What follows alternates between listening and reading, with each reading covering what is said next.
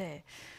일본의 정치적 목적으로 지금 수출 규제 조치를 하는 것이다. 이 부분을 또 한번 명확히 했고요. 지금 장기화 가능성을 포함해서 모든 가능성을 두고 지금 대비를 해나가겠다 얘기를 했습니다. 지금 뭐 전례 없는 비상 상황이다. 여기에는 뭐 인식의 차이가 없는 것 같습니다. 네.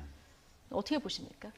뭐 대통령이 말씀하신 대로 이번 일본의 수출 규제는 통상적인 어떤 무역 관계라기보다는 정치적 목적 하에서 이루어지고 있다고 보는 것이 맞을 것 같습니다. 예. 그러다 보니까 이것이 어떤 경제적 문제로서 금방 풀린다기보다는 장기화될 가능성도 있고요. 그래서 지금 정부 차원에서는 민간 상시 체계를 좀 만들고 각종 외교적 노력을 통해서 이 문제를 좀 해결하려고 노력을 하고 있고요.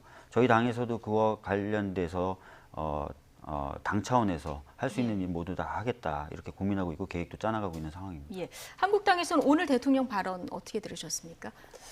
우선 이 문제를 말씀드리기 전에 정치적으로 외교적으로 풀어야 될 이런 부분들이 못 풀어가지고 이 피해가 우리 국민들한테 오고 기업한테 온다고 하는 것은 이 정부가 우선 책임을 져야 합니다. 어떻게 책임을 져야 될까요? 외교적으로 정치적으로 모든 방법을 다 동원해야지요. 정부가 풀기 위해서. 지금 대기업의 총수들을 불러다 모아놓고 이 회의한다 그래서 그게 무슨 효과가 있겠습니까? 이 기업은요, 자생력이 있습니다. 적응력이 있습니다. 그래서 그 누구보다도 기업 자체로 생명력을 갖고 있기 때문에 기업이 알아서 갈 수 있도록 외교적으로 정치적으로 뒷받침만 해주면 기업은 알아서 해요. 시장 개척도 하고 신제품 개발도 하고 이러한 부분에 대해서 정부가 더 이게 밀어주는 쪽이 되어야지 오히려 이것을 불러다가 어떻게 하겠다라고 자꾸 쇼하고 보여주는 식은 바람직하지 않다고 생각합니다. 예, 그렇지만 실제 어떤 어려움이 있는지 애로도 좀 듣고 그리고 일본을 향해서도 대통령부터 국민까지 기업까지 좀 한 목소리를 내는 이런 상징적인 모습은 좀 보여줄 필요가 있지 않을까요? 오히려 이런 것들을 쇼잉하는 게 중요한 게 아니라 기업이라고 하는 것은 이득이라고 하는 것은 물밑에서 이야기하고 또 그 물밑에서 기업가들의 또 기업이 정치권하고 일본에 가가지고 협조를 받으면서 하려고 하는 이 기능들이 있어요. 오히려 정부가 나서가지고 이 일을 그르칠 수 있다고 하는 거예요. 그래서 지금의 이 문제는 뭐냐? 한국 정부와 일본 정부 또 외교적으로 정치적으로 지금 서로 신뢰를 못하기 때문에 그런 거 아닌가요? 그래서 이 부분을 우리 정부가 더 물밑에서 여러 가지 방법으로 풀어내주고 길을 여는 게 더 중요하고 기업은 기업의 본연의 일에 충실히 할 수 있도록 이 정부 역할만 해주면 간섭을 안 하면 이건 큰 문제가 기업은 문제가 없다고 생각을 합니다. 예. 기업 대책은 이제 물밑에서 하고 오늘 이런 만남은 쇼잉이다 이런 얘기를 해주셨는데 저는 그렇게 생각하지 들으셨습니까? 않고요. 예. 아까도 말씀드렸지만 지금 현재 일본의 이런 수출 규제는 경제적인 문제가 아니라 정치적 목적을 가지고 있다는 겁니다. 즉 정치적으로 최근에 있었던 북한과 우리나라가 가까워진다든지 미국과 북한이 가까워진 것에 대한 경계 또 보수적인 정치 세력으로서 가상의 적이 계속 필요한데 북한이 더 이상 적으로서 작동하지 않기 때문에 새로운 어떤 적이라고 볼 수 있는 나라를 만드는 것 이런 정치적인 목적이 있기 때문에 한반도에서 어떻게 보면 영향력을 유지하는 영향력을 유지하려고 하는 거고 그래서 방금 이제 앵커님도 말씀하셨던 것처럼 약간 단결된 모습을 보여줄 필요가 있어요. 그러니까 정치적인 목적이 먹혀들지 않는다. 효과가 없다는 모습을 보여주는 게 첫 번째 좀 중요한 것이라고 생각하고 두 번째는 기업들이 갖고 있는 어려움에 대해서 당연히 상시적으로 목소리를 들어야죠. 그래서 그런 부분들이 정책에 반영될 필요가 있고 또 부품 소재나 이런 것들 지금 저희들이 국산화하겠다고 하는 것도 기업과 같이 얘기를 하면서 진행하는 게 더 효과적이죠. 거기에 이제 재정이나 이런 것들 투입함에 있어서 그럼 기업 얘기 안 듣고 정부가 그냥 알아서 투자할 테니까 너희들은 그냥 해라 이렇게 할 수 없거든요. 그래서 이걸 쇼잉이라고 보는 건 좀 안타깝고요. 다시 한번 말씀드리지만 현재 일본 정부의 이런 수출 규제에 대해서 지금 일본 내부의 매체들, 특히 보수적인 매체들도 공격을 하고 있고 비판을 하고 있어요. 이건 앞뒤가 안 맞는다. 그동안 주장해왔던 자유무역을 뒤집는 거다라는 식의 비판을 많이 하고 있는데 왜 우리나라에서 야당은 그러면 정부를 지금 욕을 하는지 그런 부분이 좀 답답한데 좀 이럴 때일수록 좀 힘을 합쳐서 초당적으로 좀 힘을 합쳐서 대응을 좀 같이 해나갔으면 좋겠다는 말씀을 드리겠습니다. 자, 그 말씀 주시는데 지금 최근에 있었던 미북 문제, 그다음에 남북 간의 이 문제들을 시샘한다 이렇게 얘기를 하셨어요. 또 일본이 우리 박 의원님께서 또 경제적으로 이렇게 초당적으로 하자 그렇게 얘기를 하셨는데 저는 그렇게 생각합니다. 경제적인 것은 절대로 감정적으로 대응할 수가 없는 거예요. 네. 이 경제는 경제 그 메커니즘이 있어요. 그대로 가게 해야 해요. 그런데 이 부분은 정치적으로 외교적으로 꼬인 거 아닌가요? 그래서 지금 일본이 국내 정치에 이용하고 있고 지금 넘지 말아야 될 선들을 지금 많이 넘었다고 생각을 해요. 그래서 남북 문제로 지금 수출해온 불산 같은 경우를 불화수소 같은 경우를 북한으로 흘러간 정황에 대해서 의심하는 것처럼 발언을 책임자들이 하고 있고 이런데 이거 아주 상당히 그 잘못된 행태라고 보여지고요. 네. 그래서 이 문제를 우리가 파고 들어가서 보면 강제징용 문제 같은 문제가 있습니다. 지금 우리나라 대법원에서 강제징용 문제를 판결을 다 해놨어요. 이 국민들께서 아시겠지만 상권 분립이라고 하는 것은 한 나라의 민주적 절차를 작동시키기 위한 상권 분립이 있는 겁니다.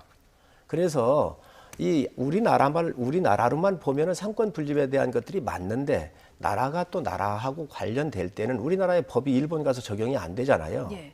그래서 대통령이 외교적으로 또 정치적으로 풀어야 될 문제점들을 대법원이 코드에 맞도록 미리 이 징용에 대해서 대법원 판결을 내려놨기 때문에 대통령이 운신할 수 있는 폭이 굉장히 좁아들어 있어요, 지금 현재.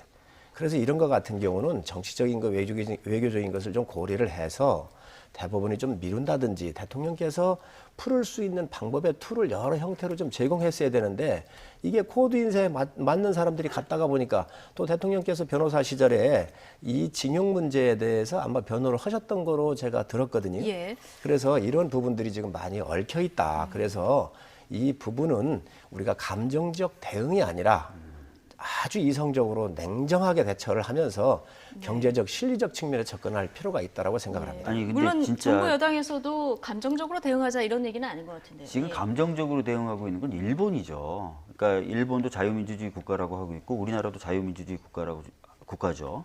자유민주주의의 핵심적인 개념 요소가 몇 가지가 있는데요. 그중에 가장 중요한 게 사법부의 독립입니다. 사법부의 독립을 지켜야 되기 때문에 정부가 어떤 법원의 판결에 대해서 영향력을 행사할 수 없다. 이건 일본도 알고 우리도 아는 겁니다. 그리고 두 번째, 지금 문제가 되고 있는 강제징용 판결은 우리 정부가 일본 정부 상대로 한 게 아니라요. 예. 강제징용 피해자가 일본 기업을 상대로 한 겁니다. 개인 간의 그렇죠. 소송인 개인 거죠. 간의 예. 소송이죠. 그런데도 불구하고 일본 정부가 나서고 있는 것은 이거야말로 감정적 대응인 거예요. 그래서 이 부분을 명확하게 좀 짚어주시는 게 오히려 야당의 역할인 것 같고요.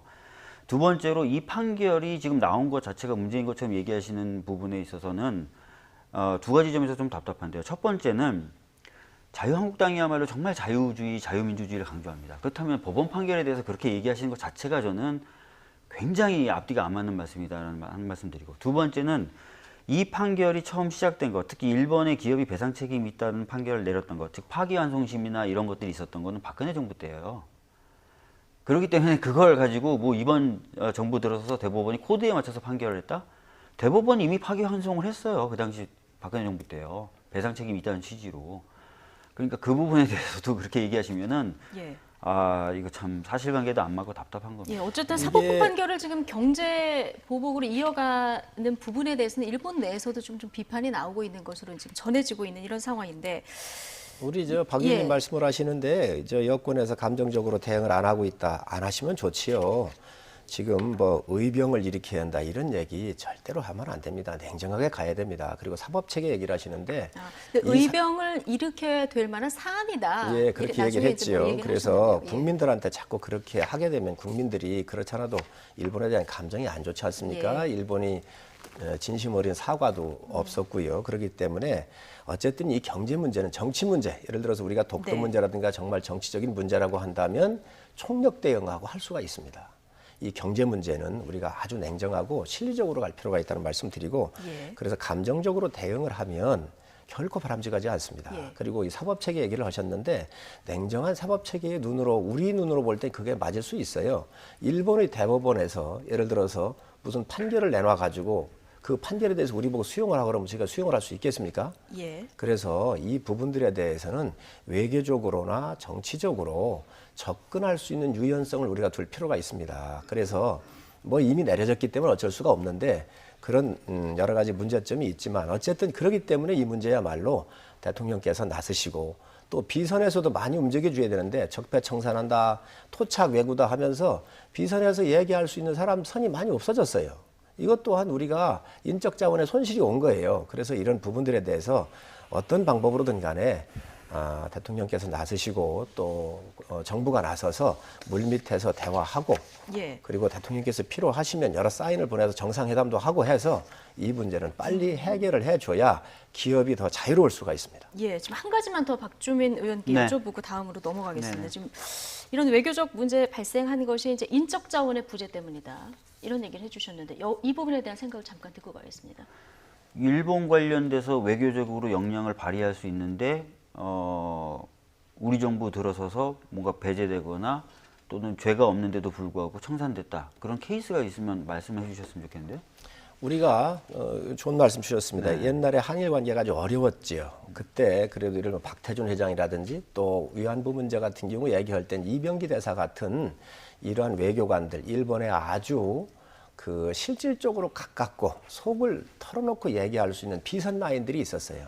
민간 외교관이 필요하다. 이런 외교관도 얘기잖아요. 있었고 민간도 있었고 외교 라인이. 그런데 우리 예. 정부에 들어서 그런 사람들은 자, 그런데 네. 지금 이 라인이 없어졌다는 거예요. 토착외구로 물고 토착외구로 물고 적폐청산이라고 해서 이 인적 자원들이 누가 지금 나서려고 하겠습니까?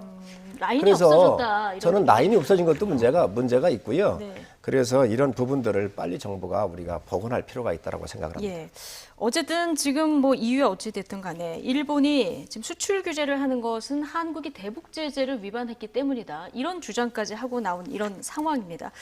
이 부분에 대해서는 일본이 좀 억지 주장을 한다. 뭐 여야의 이견은 없을 것 같은데요. 이걸 어떻게 풀어야 할지 그 부분에 대해서는 여야의 이견이 좀 있는 것 같습니다.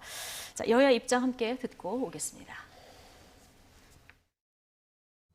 일본 정부는 최근 수출 규제 배경으로 불화수소 등 전략물자의 대북 반출 의혹을 제기했는데 터무니없는 이야기입니다. 일본의 행위는 정치적 목적을 위해 경제 보복을 가한 것입니다. 문재인 대통령께서 이 기업인들과 만나서 과연 사태 해결을 할 수 있느냐 신경 쓰고 있다. 이것을 보여주는 것에 그칠 수 있지 않을까 하는 우려를 말씀드립니다. 지금 이 문제는 정치 외교적으로 풀어야 될 문제입니다. 이 일본의 통상 보복 조치와 관련해서 한미 관계의 현주소가 다 드러나고 있습니다. 왜 지금 문재인 대통령이 트럼프 대통령에게 일본 설득을 부탁하지 못하는지 묻고 싶습니다. 문재인 정부에서 목적되어 이 문제를 키우는 것을 우리가 인정해야 합니다. 작년 10월 대법원의 강제징용자 대상 판결이 선고된 이후에 정부는 무엇을 했습니까? 일본에 특사를 보내 문제 해결의 실무적 절차를 마련할 것도 제안합니다. 지금 일단 한국당 나경원 원내대표 얘기를 보면 좀 기업인들 만날 때가 아니다. 지금 뭐 미국에 가서 트럼프 대통령 만나고 그리고 또 바른미래당에서는 일본에 특사를 보내야 된다. 이런 얘기도 나오고 있거든요. 그 외교적으로 풀어야 할 때 이 점을 굉장히 강조하고 있습니다. 그럼 그 부분에 대해서 저희들이 무시하거나 안 하겠다는 게 아니라요. 예. 아까 말씀드렸던 대로 그런 부분에 대한 고민을 포함해서 여러 가지 고민을 하고 있다라는 말씀을 드리는 거고요. 미국과도 여러 가지 방법으로 소통을 통해 가지고 뭐 중재에 나설 수 있도록 하겠다라는 계획도 가지고 있습니다. 예. 그래서 마치 뭐 기업인들과 모이는 것만 한다. 그렇게 얘기하는 것은 제가 맞지 않다. 기업인들과 만나서 얘기도 듣고 단결된 예. 모습 보이는 것도 필요하기 때문에 그것도 하는 거고 그 외에 외교적 정치적 해결 노력도 같이 계속 하고 있다. 그 말씀을 드리는 겁니다. 예. 근데 일본이 지금 주장하는 논리가 어디까지 왔냐면요. 일본에서 수출하는 품목이 한국에 들어왔는데 이게 북한으로 가서 화학물질, 그러니까 일본인들한테 굉장히 민감할 수 있는 살인가스를 제조할 수 있다. 이런 보도가 이제 국영방송을 통해서 나왔거든요. 이걸 보면은 다분히 아베 정권은 지금 총선을 의식한 거다. 이런 생각이 들기도 하는데 성일종 의원님은 어떻게 보십니까? 그 부분에 저도 동의를 합니다. 예. 이건 우리 국민들께서 정확하게 이해하실 수 있도록 설명을 좀 드릴 필요가 예. 있는데요. 일본의 하기우라 간사장 대행이라는 분이 뭐라고 말씀하셨냐면 특정 시기에 에칭가스와 관련한 물품의 대량 발주가 급증을 했는데 이후 한국 기업의 행방이 면해졌다. 행선지는 북쪽일 수 있다. 이렇게 얘기했어요. 예. 그런데 근거도 없었죠, 근데. 이걸 다 해야지요. 네. 그런데 지금 우리 정부는 수입한 물량과 또 사용한 물량에 대해 정확히 일치한다는 거 아닙니까? 예, 그래서 전수조사를 또 했다고 하니까. 그래서 산자부 장관이 어제 발표를 했어요. 예. 그래서 우리가 이거를 정확하게 내놓고 데이터를 내놨으니 이제 이 부분에 대해서는 일본이 이 부분에 대해서 이제 설명을 다시 해야 될 거라고 보여지고요. 이게 가능성 있을지 없을지는 우리가 좀 모르겠는데 우선 이 99.99%의 이 불산가스라고 하는 것은 예. 아주 초정밀한 겁니다. 굉장히 정밀한 거예요. 일본이 얘기하는 대로 원심 분리기나 그 가스를 살인가스를 만드는 데는 이 공업용 예. 이 불산가스 정도면은 되는 겁니다. 그래서 굳이 비싼 이 가스를 사용하지 아니해도 지금 그럴 필요가 없다. 그렇습니다. 애칭가스를 쓸 필요는 지금 없다. 산업계에서 쓰고 예. 있는 이런 애칭가스를 가지고도 충분히 만들 수가 있기 때문에 예. 이 논리는 맞지 않는다고 생각을 합니다. 예.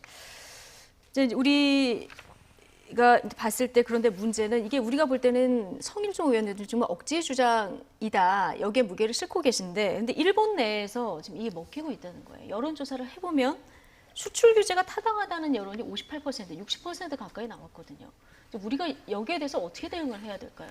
사실 이제 일본이 북한에 대해서 나쁜 감정을 갖고 있었지는 일본이 북한에 대해서 나쁜 감정을 갖고 있었지는 굉장히 오래됐었거든요. 아마 그런 기본적인 감정적 상태가 있었기 때문에 그런 말들이 좀 먹히는 것 같습니다. 이런 부분도 지속적으로 설득할 필요가 있고요. 그래서 오히려 좀 북미 관계라든지 남북 관계의 진전 속도가 좀 빨라질 필요가 있는 것입니다. 그것을 네. 통해서 통해서 북한이 국제 무대에 좀 더 대비하고 북한이 갖고 있는 위험성이나 이런 것들이 국제적으로 제어된다는 모습을 보여주면은 일본에 그렇게 걱정하는 다수 국민들도 걱정을 덜 수 있는 것이죠. 그래서 그런 작업들도 역시 저는 속도를 낼 필요가 있다고 생각합니다. 예. 네. 그러면 이제 참의원 선거 후에 일본이 어떻게 나오냐 이 부분도 굉장히 관심인데 성일종 의원님 기업인이시기도 한데 어떻게 보십니까? 일본이 그 21일 이후에 조금 기조를 변화를 시킬까요? 아니면 지금 기조를 유지할까요? 일본이 이 정도까지 나올 때는 아주 중장기적으로 정밀한 계획을 짜가지고 나왔다고 보여지고요. 지금 거기에 2단계, 3단계가 있다 이렇게 보시면 예, 전 그렇게 보고 있습니다. 그리고 이렇게 된 마당에 이제 선거가 또 있는 거지요. 이런 정치적인 목적도 아마 거기에 얹어가지고 일본 정부가 드라이브를 거는 거 아닌가 하는 생각을 가지고 있습니다. 그래서 우리 정부가 그런 측면에서 냉정해야 한다는 거죠. 예. 그래서 이런 부분에 우리가 절대로 말려가면 안 됩니다. 지금 여론조사 얘기를 했는데 예. 이 민족주의가 강한 데 아닌가요? 민족주의가 강하잖아요. 그렇기 때문에 정치적인 목적을 가지고 질의를 하게 되면 저렇게 높은 수치가 나올 수밖에 없을 거예요. 저 분위기를 몰아가려고 그러겠지요. 예. 그래서 우리가 더더욱 말리지 말고 이런 부분에 대해서 물밑에서는 서로 양국의 이득이 안 되기 때문에 이거에 대한 충분한 대화를 아주 허심탄회하게 이야기하고 대통령께서 아주 팔 걷어붙이셔가지고 이 부분을 풀려고 하는 진정한 노력을 많이 기울여야 한다고 생각을 합니다. 필요하면 미국에다가도 요청을 할 수 있습니다. 위안부 예. 이 문제가 났었을 때도 제가 듣기로는 일본과 한국 사이가 나빠지면 이 한미일 동맹 축에 대한 미국이 상당히 우려를 많이 가지고 있습니다. 그래서 미국이 나서가지고 위안부 합의할 때 일본의 책임에 대해서 공적 자금을 넣었으면 좋겠다라고 하는 이야기를 미국에서도 아마 해줬다라고 하는 것을 간접적으로 들었는데 예. 그렇게 우리가 지렛대를 이용을 해서 국가의 이득이 될 수 있다고 한다면 특히 경제적인 문제이기 때문에 실리 우선적으로 접근하는 게 맞다고 생각을 합니다. 예. 그래서 좀 미국으로도 지금 저희 실무진이 갔고요. 미국에도 요청을 할 생각인데 지금 북한도 이걸 잘 알기 때문에 지금 대북 제재까지 끌어들이는 이런 상황인 거 아니겠습니까? 네. 뭔가 미국 개입을 차단하려는 의도, 일본의 이런 의도도 좀 보입니다. 네, 사실 그런 부분 때문에 아까 말씀드렸던 예. 대로 북미 관계의 진전, 그것을 통해서 좀 한반도의 평화가 좀 더 정착되는 모습, 북한의 위험성이라는 것에 대해서 국제적으로 통제가 되고 있고 통제가 될 수 있다는 모습, 이런 것들을 전반적으로 보여줘야만 지금 일본이 이제 들고 나온 그 이유가 안보 아니겠습니까? 예. 그 안보라는 것이 안 먹히게 되는 것이거든요. 그렇죠. 예, 예. 약간 그런 안목까지 그런 것까지 좀 바라보면서 움직여야 될 거라고 생각합니다. 예. 그런 면에서 지금 남북 관계나 북미 관계가 더 진전될 필요가 있다. 굉장히 네. 중요한 포인트다. 이런 얘기를 네. 해주셨는데요. 지금 야당에서는 이번 사태가 외교 무능에서 온 참사다. 이런 입장을 지금 견지하고 계신데요.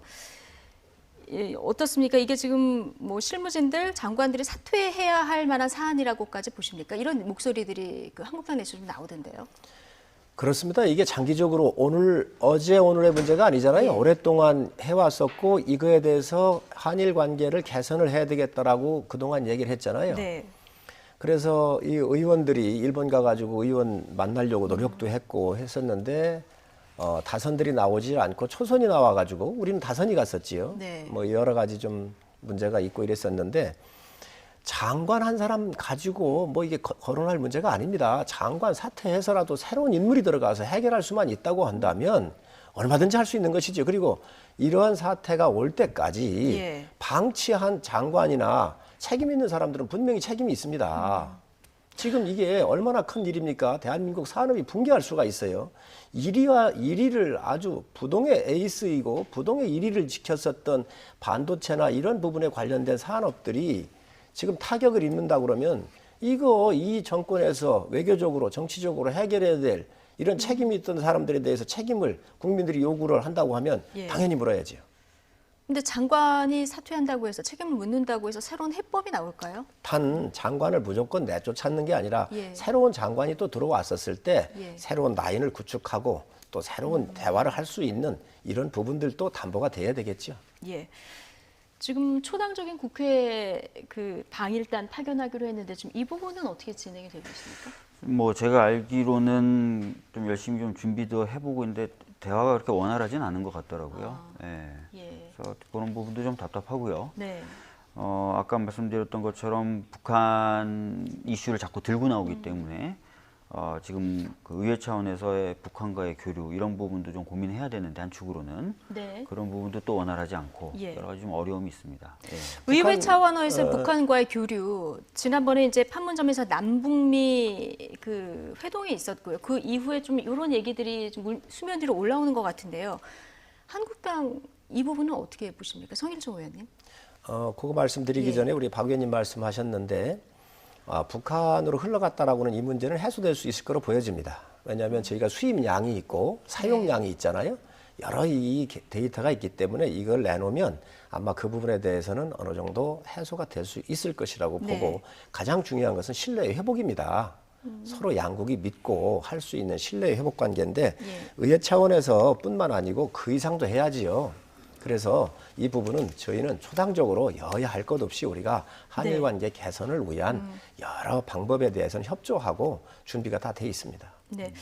물론 장기적으로는 이제 한국과 일본의 신뢰 관계를 회복하는 거, 뭐 이건 뭐 이견이 없을 것 같은데 앞으로 어떻게 힘을 모으고 한 목소리를 내서 대처해 나갈지 이 부분에 대한 고민은 뭐 여야 할 것 없이 다 좀 더 진지하게 해야 될 것 같습니다. 지금 시간이 좀 지나서요. 다음 주제로 빨리 넘어가겠습니다. 1박 2일 진행된 윤석열 청문회 7년 전 녹음 파일이 공개되면서 위증 논란이 불거졌었죠. 한국당과 바른미래당은 자진 사퇴를 촉구했고요. 민주당은 알고 보면 위증이 아니라고 반박했는데 어떤 속사정이 있었을까요? 자, 우연히 카메라에 잡힌 윤 후보자 입장을 차현주 앵커가 전해드립니다. 윤석열 후보자 인사청문회가 잠시 중단됐을 때 윤 후보자가 여당 의원과 나눈 대화가 꺼지지 않은 마이크를 통해서 카메라에 잡혔습니다. 윤 후보자는 후배인 윤대진 당시 중수과장을 보호하기 위해서 사실과 다른 말을 한 것 같다고 말했습니다. 윤호진 대진이를 좀 보호하려고 저렇게 말했을 수 있는데 사실은 이남석이가 대진이 얘기 듣고 했다는 거거든요. 근데 이제 대진이 계속 했다는 건데 제가 기자한테는 그렇게 했을 수 있고. 이 말이 사실이라면 변호사를 소개한 건 내가 아니라는 청문회 답변은 위증이 아닐 수 있습니다. 민주당 이인영 원내대표는 즉시 엄호에 나섰고 한국당 정용기 정책위 의장은 조폭적 의리를 과시하는 장면이라며 비꼬았습니다. 윤 후보자에게 제기되었던 위증 문제도 사실이 아닌 것으로 확인되었습니다. 일부 혼선이 있었지만 곧바로 유감을 표시했고 그것이 더 이상 중대한 흠결이나 결격 사유는 아니라 소위 소윤과 둘이서 서로 정말 소인배다운 의리 과시하는 이런 모습들을 보이면서 마치 조폭 영화의 조폭들이 정말 조폭적 의리를 과시하는 이런 모습이 바른미래당은 잦은 사퇴를 촉구하며 한국당과 보조를 맞춘 반면 민주평화당은 잦을 면에서 검찰총장으로 적합하다며 임명 찬성 입장을 밝혔습니다. 윤석열 후보자는 공연히 정쟁을 유발하지 말고 자진 사퇴할 것을 다시 한번 촉구합니다. 과오가 설사 있다고 하더라도 앞으로 검찰총장이 돼서 외압을 배제하고 정의로운 수사를 할 수 있다고 하면은 훨씬 더 바람직하다. 정의당의 데스노트라고 불릴 정도로 인사에 큰 영향력을 과시했던 정의당의 입장은 어떨까요? 일단 데스노트에 오른 건 피하게 된 것 같습니다. 들어보시죠. 인사청문회에선 사실을 얘기한 거기 때문에 위증이 아니고 주간 동안 인터뷰에서 사실을 얘기하지 않았던 거. 사실 윤대진이라고 하는 윤우진 씨와 그 친족, 그러니까 형동생 관계에서 변호사를 소개해줬다고 하면 이게 위법은 아니지만 뭔가 이렇게 생각할 수도 있지 않을까? 일정하게 보호하려고 하는 차원에서. 네.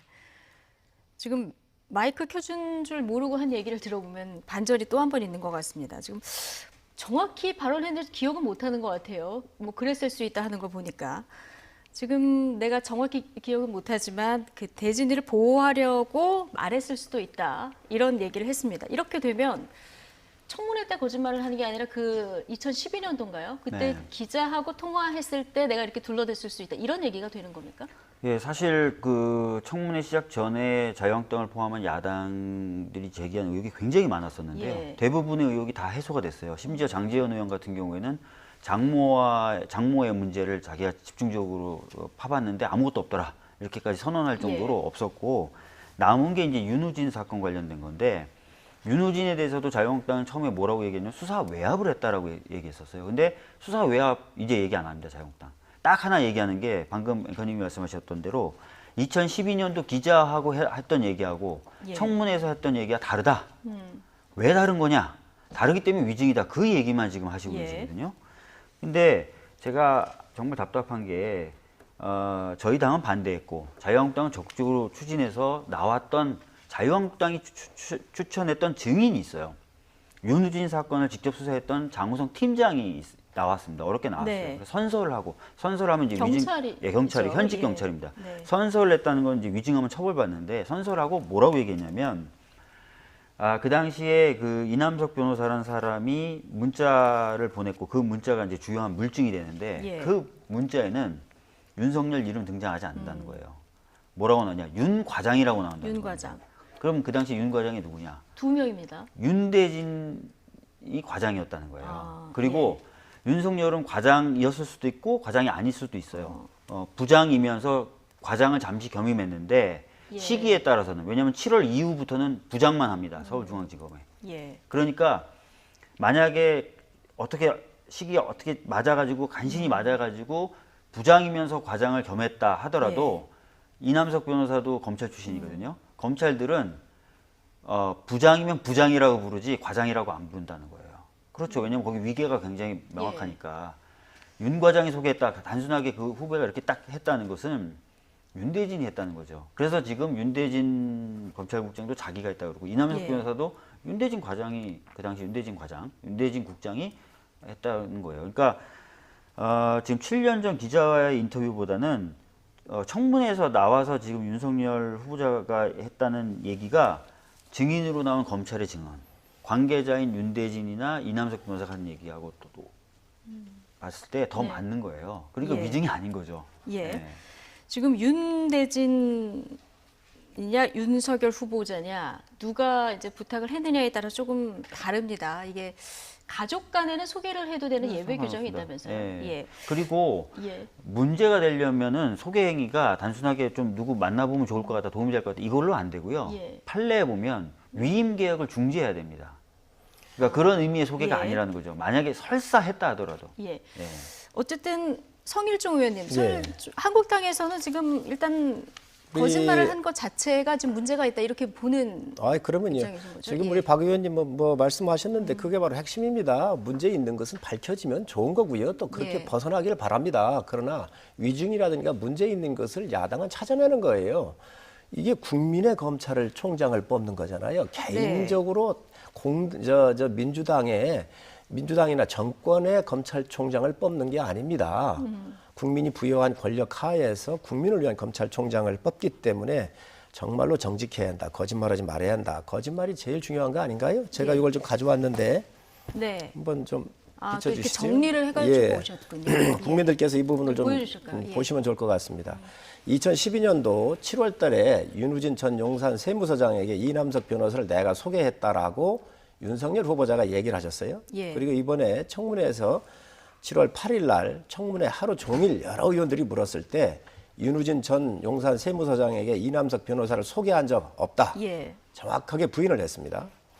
또 8일 날 청문회에서 김진태 의원이 뉴스타파인가요? 거기에서 한 이야기를 본인이 자정 15분 전에 내가 소개했다라고 하는 것을 들으니까 이걸 인정을 했습니다. 그리고 8일 날 다시 이남석을 소개시켜줬다고 말한 것이며 이남석이 실제 변호사로 선임이 되지는 않았다. 소개와 선임은 다르다라고 얘기를 했어요. 또 말을 바꿨어요. 그런데 보니까 윤우진 이 판결문에 보니까 이남석 씨가 변호사로 선임이 돼 있는 거예요. 또 거짓인 게 드러난 거예요. 그리고 또 7월 9일 날 보니까 이남석 변호사는 윤우진 전 세무서장을 만나보라고 부탁한 사람은 윤대진 검찰국장이라고 또 말을 또 바꿨잖아요. 이 변호사법에 보면 친족들은 소개해줘도 됩니다. 그러면 합법적이잖아요. 그러면 윤 후보자든 누구든 정당한 겁니다. 내가 소개시켜줬다. 2012년 7월에 얘기한 게 맞는 겁니다. 그래놓고 이걸 다 바꿨잖아요. 오해를 받을까 봐 했는지 아니면 어떻게 진실이 어떻게 됐는지 이번에 이거를 정확하게 해명을 하고 나온 자리인데 와가지고 자기가 해명한다고 하면서 의혹을 더 증폭시키고 말을 바꾸고 거짓을 한 거란 말이지요. 이거에 대해서는 분명히 책임을 져야 한다고 생각을 하고 또 이 부분은 사적 영역이 아닙니다. 윤대진 검사를 보호하기 위한 사적 영역이에요. 여기는 공적 영역입니다. 국민의 대표를 가려고 하는 거잖아요. 이걸 사적 영역과 공적 영역을 구분을 못한다면 문제가 있어요. 그리고 또 하나는 윤대진 이 검사장이 충청도 분이세요. 그래서 저희들이 얘기를 많이 듣습니다. 정직하고 청렴한 분이에요. 그래서 검찰에서 신망을 받고 좋은 평판이 있는 분이신데 이 형님하고 좀 멀다 그래요. 가까이 안 하려고 한다고 그래요. 이걸 저희도 알고 있는데 여러 가지 일련의 사건을 보면 윤대진 검사장을 보호하기 위해서 후배를 보호하기 위해서 이런 얘기했다. 법으로 하게 돼 있는데 무슨 상관이 있습니까? 그래서 저희는 이건 분명히 위증이고 계획된 이 생각을 갖고 있지 않았나 하는 생각을 갖고 있습니다. 그 대부분의 이제 언론도 이제는 좀 이해를 많이 하고 있는 것 같은데요. 하나 좀 언론들이 지금 마지막으로 지금 의혹이 해소가 안 되고 있다고 하는 부분이 성일종 의원님 저 판넬 중에 판결문에 이남석이 변호사로 선임됐다는 내용이 나왔다. 이거예요. 근데 팩트를 제가 말씀드릴게요. 그 부분이 좀 궁금했습니다. 팩트를 좀 말씀드릴게요. 요거만 정리되면 아마 이제 다 정리가 되실 거예요. 말씀드렸던 그 경찰에서 나왔던 증인도 뭐라고 얘기했냐면 자기가 수사하는 과정이나 검찰에서 수사하는 과정에서 이남석 변호사가 선임된 적 없다라고 증언을 했어요. 확실합니다. 형사에서 선임된 적이 없어요. 단 어떤 과정에서 선임되냐면 국세청과의 관계에서 변호사가 선임된 적은 있어요. 나중에 이남석 변호사가. 그때는 윤우진 씨가 해외에 나가 있다 보니까 뭔가 문서가 오면 수령을 할 대리인이 필요하니까 그 의미로 선임이 됐었다는 거예요. 다시 말씀드리면 대리인으로 수령 대리인으로 선임이 됐었다는 건데 형사 과정에서는 어떠한 이남석 변호사가 선임된 과정이 없다라는 것이 지금 그 증인으로 나왔던 경찰의 증언이자 확인된 내용이라는 거죠. 박 변호사님 변호사시잖아요. 듣겠습니다. 이거 맞아요. 말이 안 되는 얘기입니다. 어떻게 문서 해외 도피했는데 문서 수발하기 위해서 변호사를 했겠습니까? 여기에서 2012년 7월 달에 이미 후보자가 그때 내가 소개시켰다고 그랬어요. 소개시켜줬으면 이 사건 내용을 다 알고 있던 사람이고 변호사는 이미 선임계만 그 이후에 냈을 수 있지요. 전체적으로 이거 분명 문제가 있습니다. 제가 국민 판단을 정확하게 받으셔야지. 제가 변호사로서 말씀드리는데요. 그 검찰 수사 단계나 경찰 수사 단계에서 변호사를 선임하는 경우에 가장 중요한 역할은 조사받을 때 동석을 한다거나 또는 변호를 위해서 여러 가지 의견서를 써줘야 돼요. 그거 아니면 사실 변호사의 역할이 없거든요. 이저 후보자는 거짓말과 말 바꾸 금태섭 의원도 선임계도 제출된 적이 없다는 거예요. 금태섭 의원도 국민한테 사과한다고 했어요. 알겠습니다. 이 얘기만 할게요. 자유한국당은 저희 당이 그렇게 반대했지만 밀어붙여서 경찰 증인을 채택했잖아요. 아니 그러면 그러면 여당이 해줘야지 않습니까? 아니 그러면 그거를? 그 경찰 증인이 했던 얘기도 좀 종합적으로 고려를 해서 얘기를 해주시고 판단해 아니 주셔야죠. 이 증거를 가지고 본인이 아니, 본인 얘기를 아니, 더 믿겠습니까? 증인 얘기를 믿겠습니까? 증인이 나와서 아니 자유한국당- 증인 얘기가 중요합니까? 후보자 얘기가 중요합니까? 자, 알겠습니다. 후보자를 증인의 얘기가 왜 후보자가 신빙성이냐면 주인공이고 후보자가 당사자입니다. 증인의 얘기가 왜 후보자 말을 중요하냐면- 바꾼 거를 자, 본인이 책임져야지요. 진술은 시간이 지나가면 기억에 따라서 흔들릴 수 있어요. 7년 전에 어디 가셨는지, 7년 전에 기자하고 어떤 얘기했는지 기억하십니까? 예. 가장 어쨌든 중요한 게 물적 증거고요. 이 사건은- 물적 증거로서 이 지문되고 사건은- 있는 게 문자인데 박 그 의원님, 문자에 대해서 확인한 이 사건은 내용에도 후보자가 그런 내용이 선임돼 없다는 가지고 거고 그 당시 그 사건을 수사했던 경찰의 증인으로 나와서 한 예. 얘기도 그런 사실이 없다고 얘기하고 있는데 그럼 뭐가 맞냐 이거예요. 후보자가 예, 알겠습니다. 준비해서 나온 지금 겁니다. 손희정 의원님, 예. 예, 지금 저희가 시간이 너무 지나가서요. 지금 2차 청문회를 보는 것 같습니다. 뭐 두 분 말씀 듣다 보니까 이 문제가 앞으로도 바로 사그라들지는 않을 것 같은데요. 좀 여러 가지 과정을 좀 지켜보도록 하죠. 박주민 더불어민주당 의원, 성일종 자유한국당 의원 두 분과 함께했습니다. 고맙습니다. 예. 감사합니다.